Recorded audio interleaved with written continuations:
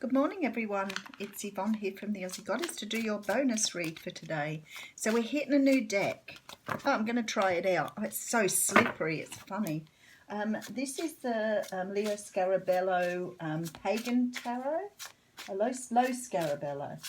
Low Scarabeo. And it's funny because I'm looking there and thinking I've got two of the Low Scarabeo decks here. That's the Nicoletta Cicchelli, that one there. And this is the one I'm going to use today, which is the Pagan Tarot. So I didn't realise this, but they were both by Lo Scarabeo. Sorry, I'm having trouble seeing that far away. How funny is that? So thank you so much for subscribing to my channel. If you're new, welcome on board. I hope you enjoy the readings as much as some of the other people on here, which is fantastic. Don't be afraid to comment if you have good things to say, let's say that. Don't mind you being a little storyteller, but it's no good saying the readings don't resonate. I don't really think that's relative, but anyway. It sort of seems a bit ironic that you would comment. If the readings don't resonate, if the reading's not for you, move on. You don't have to tell me. I'm delivering messages from spirit, so what comes through is not me. I'm not making it up. If I could make it up, I'd be telling you wonderful things all the time, and it's the last thing I do. Okay, so let's see how we go with this brand new deck, right? I love it. It's very beautiful. So this is the King of Cups here. So the King of Cups is your first card out today. Have a look at him.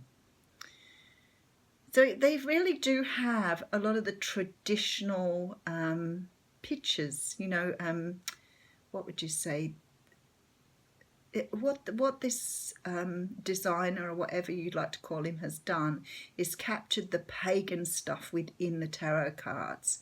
So they are still very similar to the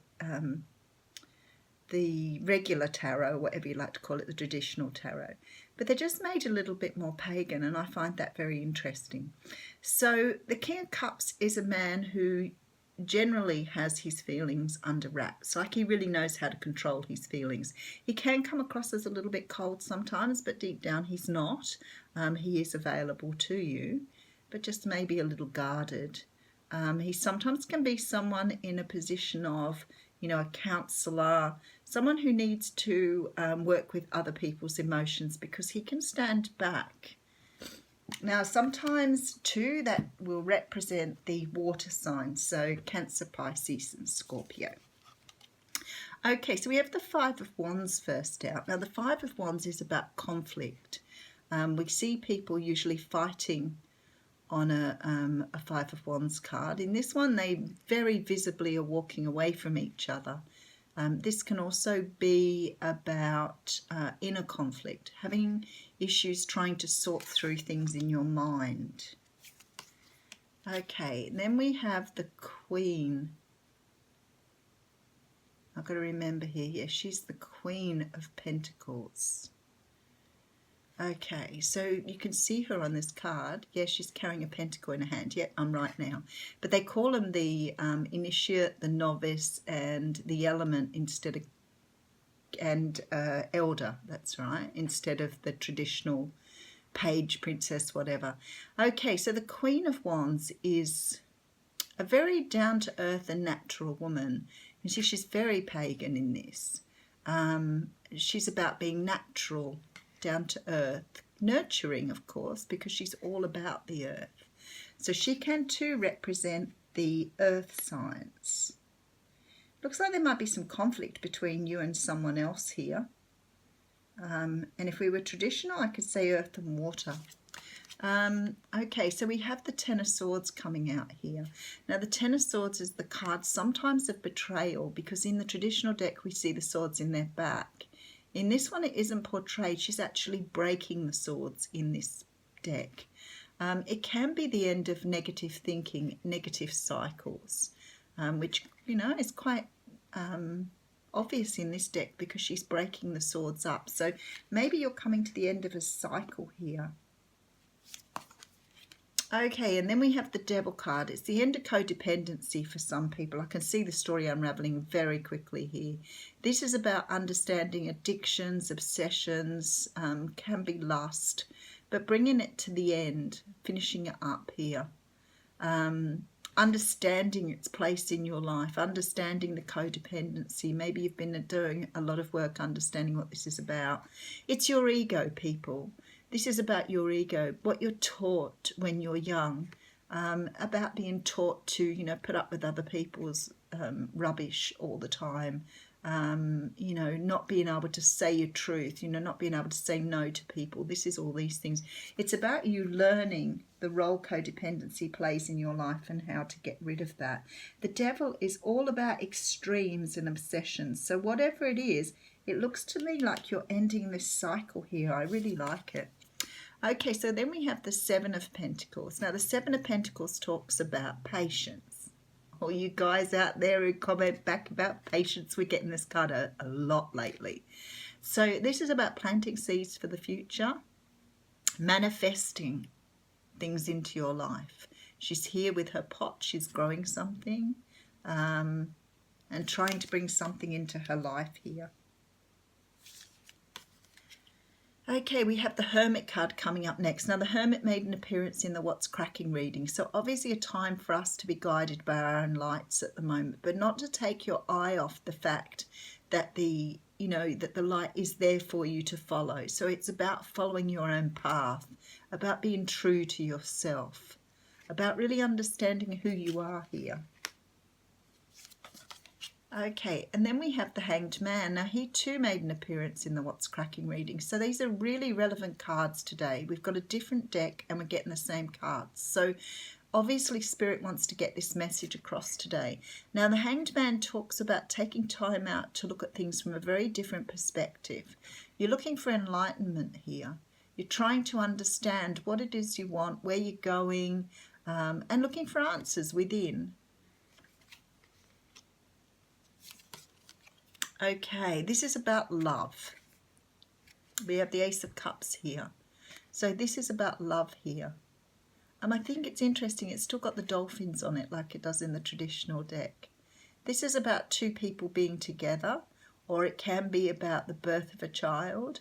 But whatever it is, it's something that you really love coming in. This is a brand new start in love. But making sure that before you move forward on this, that it's exactly what you want. Okay, because then we have the Eight of Swords. This is very interesting how this is portrayed on this deck. So the woman has all the swords in front of her and she's able to move forward in this card. Whereas in the traditional tarot, the swords are behind her, forcing her to go forward.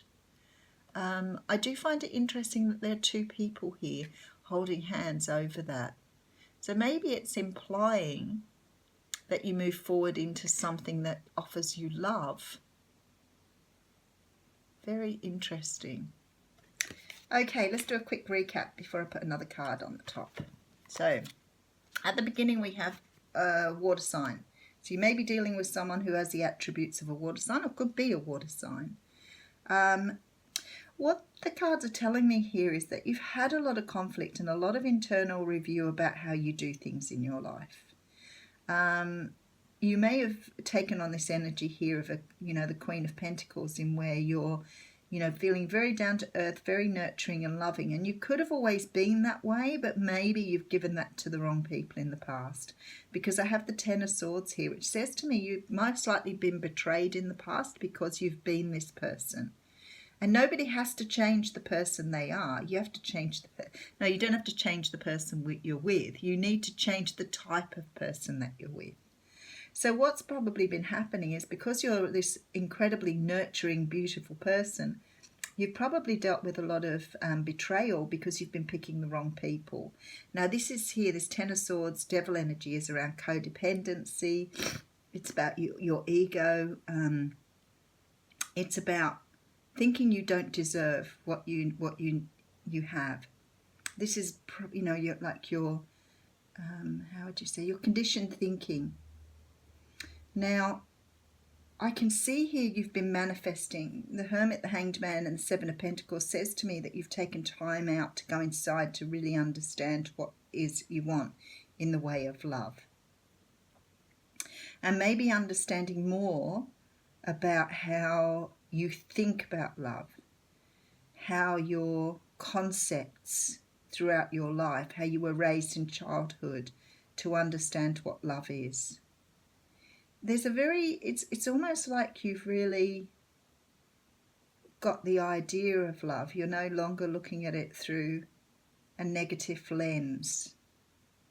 Maybe you're willing to put in the work this time to get something different, to pick somebody different. The Hermit and Hanged Man tell me that you've really been trying to work this out. Look, this sounds exactly like the What's Cracking reading. It's quite interesting, isn't it? But this seems to me that you've decided that you no longer want to be with the type of person you were with before. It's about now looking for the right person. You don't want to deal with this betrayal and codependency anymore. This is about moving towards love, out of bondage. This is giving away bondage to walk towards true love. So it's like you're understanding here which way to go. Now, for some of you, this can be about other situations, so don't discount that.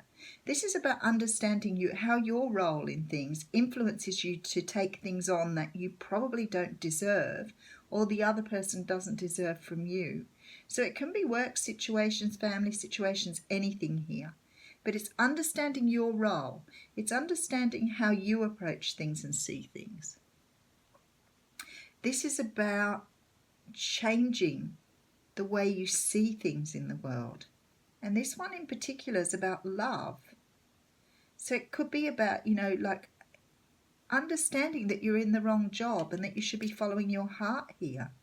Understanding that you've been taking the wrong type of relationships and you need to release yourself from this bondage and move towards what it is that you want, rather than taking what the other person wants, or going towards this thing because you think it's what you want. Where here, we can see you getting out of bondage to take what you truly want in your life.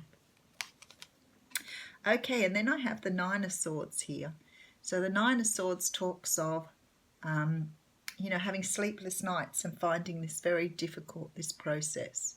So it's about changing yourself, your visions, your destiny, about turning things around so you understand who you are and where you're going. It's like you've seen love as illusion. Maybe you always thought love is like it is in fairy tales. And maybe you grew up with that idea because this is what you were taught. But now you're realizing love isn't like that. Love is a very different thing. It comes from the heart. It's true. Maybe you're trying to find people that fit with the image that your parents taught you a man should look like or a woman should look like, rather than what you feel in your heart. Very deep reading again. Oh dear. Be nice to have some little light readings, wouldn't it? We don't seem to be getting...